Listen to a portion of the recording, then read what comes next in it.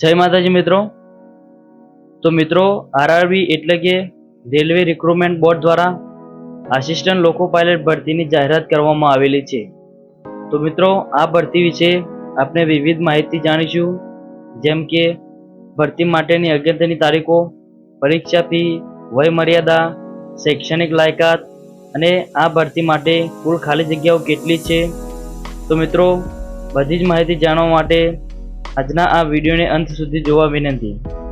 તે પહેલાં આપને આ ચેનલ પર પહેલીવાર આવ્યા હોય તો ચેનલને સબસ્ક્રાઈબ કરજો અને જો વિડીયો પસંદ આવે તો વિડીયોને લાઈક કરજો અને તમારા મિત્રોને પણ શેર કરજો। તો ચાલો મિત્રો વિડીયોમાં આગળ વધીએ। તો મિત્રો અગત્યની તારીખો વિશે વાત કરીએ તો અરજી ફોર્મ ભરવાના 12/4/2025થી ચાલુ થઈ ગયા છે અને ઓનલાઈન અરજી કરવાની છેલ્લી તારીખ 11/5/2025 રહેશે અને ઓનલાઈન ફી ભરવાની છેલ્લી તારીખ 13/5/2025 રહેશે અને અરજીમાં સુધારો વધારો કરવા માટે 14/5/2025થી 23/5/2025 સુધી અરજીમાં સુધારો કે વધારો કરી શકાશે। ત્યાર પછી પરીક્ષા ફીની વાત કરીએ તો સામાન્ય વર્ગ, ઓબીસી અને ઈડબ્લ્યુએસના પુરુષ ઉમેદવારો માટે અરજી ફી તરીકે 500 રૂપિયા ભરવાના રહેશે અને એસસી એસટી, માજી સૈનિક, તમામ મહિલા ઉમેદવાર, ઈબીસી માટે અરજી ફી તરીકે 250 રૂપિયા ભરવાના રહેશે અને મિત્રો પરીક્ષા ફી ઓનલાઈન જ ભરવાની રહેશે।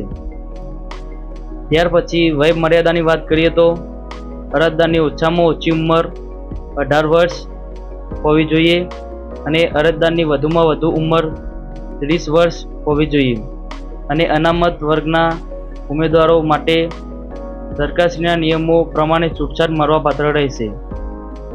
ત્યાર પછી ખાલી જગ્યાઓની વાત કરીએ તો તેમાં ગુજરાત માટે અમદાવાદ ડિવિઝનમાં ટોટલ 497 જેટલી જગ્યાઓ છે કે જેમાં કેટેગરી વાઇઝ જોઈએ તો સામાન્ય વર્ગના ઉમેદવાર માટે 223 જેટલી જગ્યા છે, એસસી કેટેગરીના ઉમેદવાર માટે 74 જેટલી જગ્યા છે, એસટી કેટેગરીના ઉમેદવાર માટે 37 જેટલી જગ્યા છે, ઓબીસી કેટેગરીના ઉમેદવાર માટે 130 જેટલી જગ્યા છે, ઈડબ્લ્યુએસ ઉમેદવાર માટે 33 જેટલી જગ્યા છે।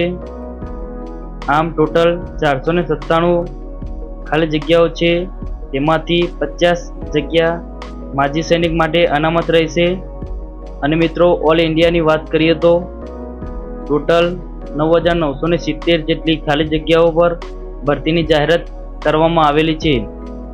ત્યાર પછી શૈક્ષણિક લાયકાતની વાત કરીએ તો આસિસ્ટન્ટ લોકો પાયલટમાં અરજી ફોર્મ ભરવા માટે ઉમેદવારોએ કોઈપણ સરકાર માન્ય બોર્ડમાંથી ધોરણ 10ની પરીક્ષા પાસ કરેલું હોવી જોઈએ અને આઈટીઆઈમાં એનસીવીટી અને એસસીવીટી લેવલના અહીં આપેલા કોઈપણ ટેટ પાસ કરેલ હોવા જોઈએ। અને મિત્રો વધુ જાણકારી માટે નોટિફિકેશન જોઈ શકો છો। તો આવી રીતે મિત્રો આરઆરબી દ્વારા આસિસ્ટન્ટ લોકો પાયલટ વિભાગમાં ભરતીની જાહેરાત કરવામાં આવેલી છે।